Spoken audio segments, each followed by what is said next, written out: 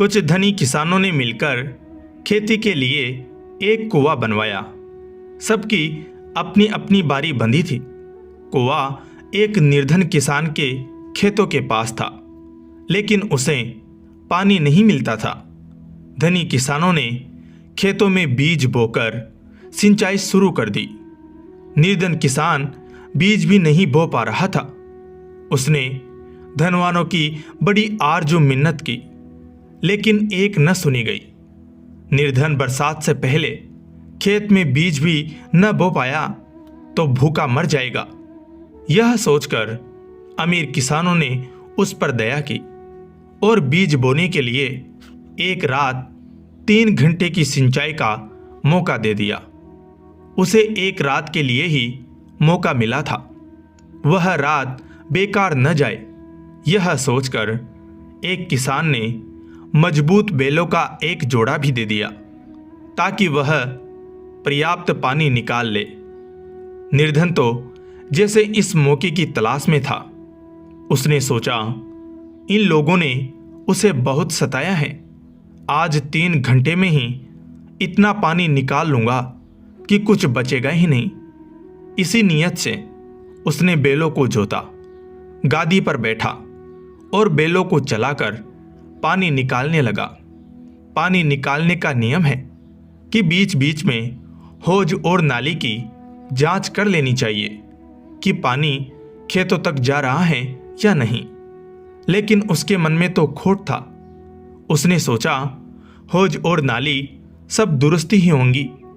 बैलों को छोड़कर गया तो वे खड़े हो जाएंगे। उसे तो कुआं खाली करना था। ताबड़तोड़ बैलों पर डंडे बरसाता रहा।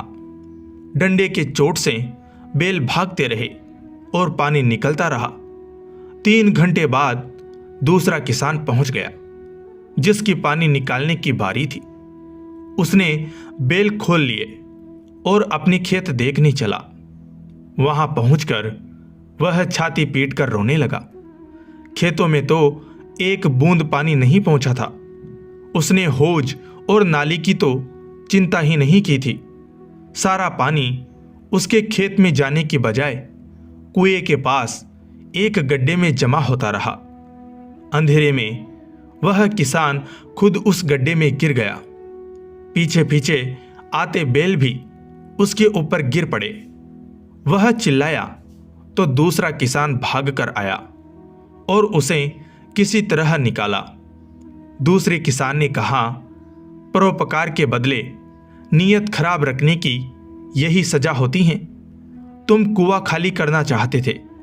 यह पानी तो रिसकर वापस कुएं में चला जाएगा, लेकिन तुम्हें अब कोई फिर कभी न अपने बैल देगा, नहीं कुआं। तृष्णा यही है। मानव देह बड़ी मुश्किल से मिलता है।